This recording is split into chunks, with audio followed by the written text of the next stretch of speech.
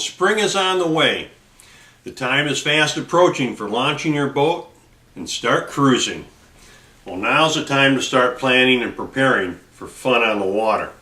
Now, some of the things that I use for cruise planning, first of all, up-to-date charts and software, pad and pen,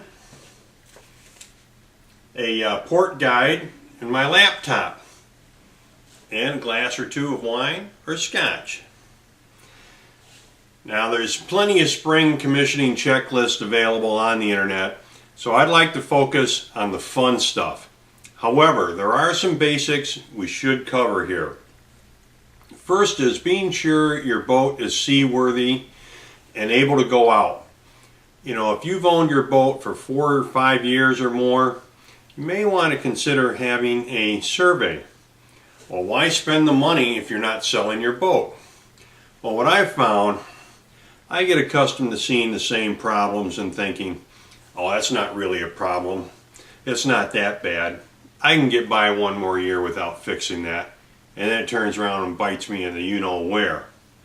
Well, the surveyors see issues every day and have a lot more experience in making judgment calls as to what's good, bad, or ugly.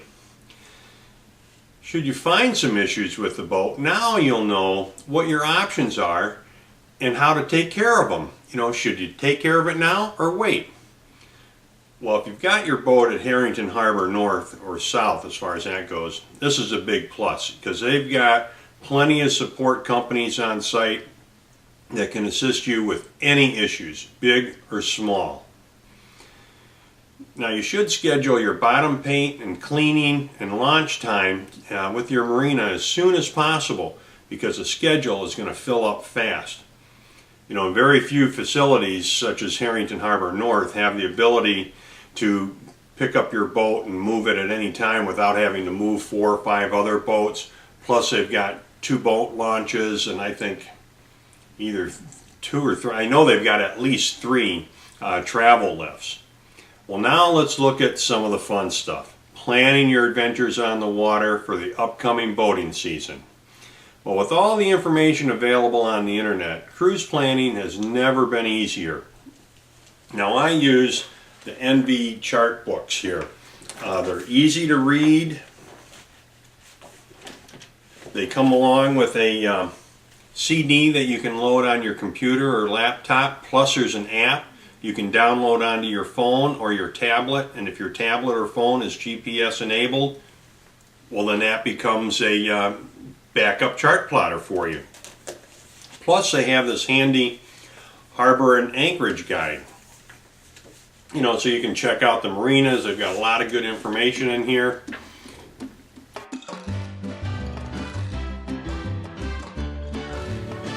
Well, I'd like to encourage you to think outside your normal cruising grounds.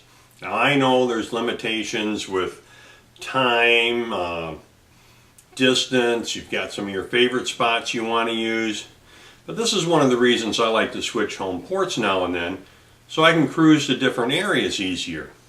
Well, that being said, Harrington Harbor North and South are great central locations for cruising the Chesapeake Bay, both north and south. Plus, if the winter is uncooperative with the cruising, hey, the marinas are resort marinas. So staying at the pier is great fun for you and your guest.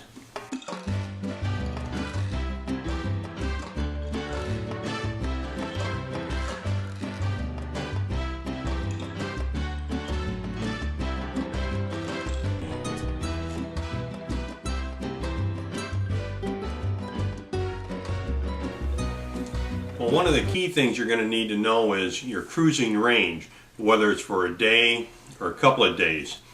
Then how many days, can you cruise? Now, I load my NV charts on the computer and then I bring up the program and I draw a line from where I am out to whatever my cruising distance is. Now, I choose 6.5, 7 hours. I do that north and I do that south.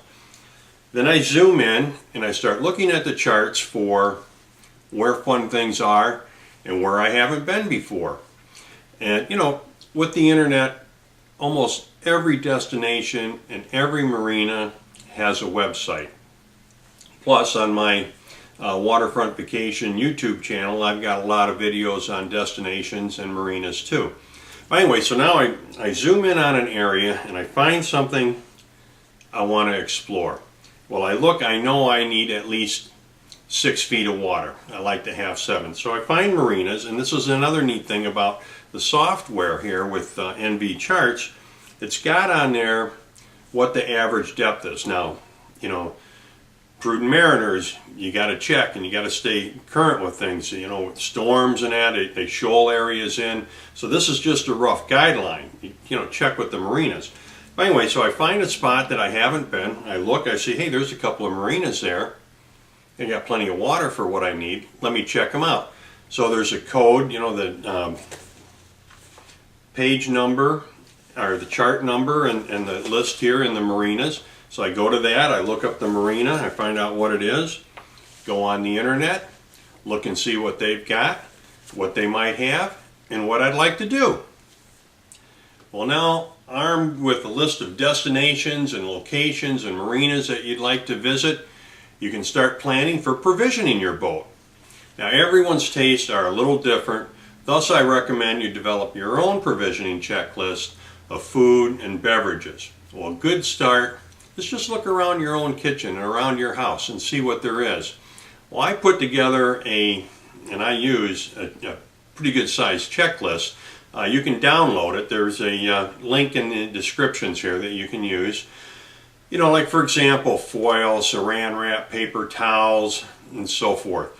Well, I've put some prices in there because I do use this list. Those are probably outdated. Not all of the items have a list, but at least it gives you an idea of what you're going to need when you go cruising. You know, the other thing is, how long are you going to be out? A day, 2 days, a weekend, a week? So that's going to vary a little bit, but by having some idea of where you want to go, what you want to see for the spring, it's going to make things a lot more fun when you finally do launch the boat and get in the water. So anyway, happy and safe boating to you, your family, and friends. I hope to see you out on the water. Cheers.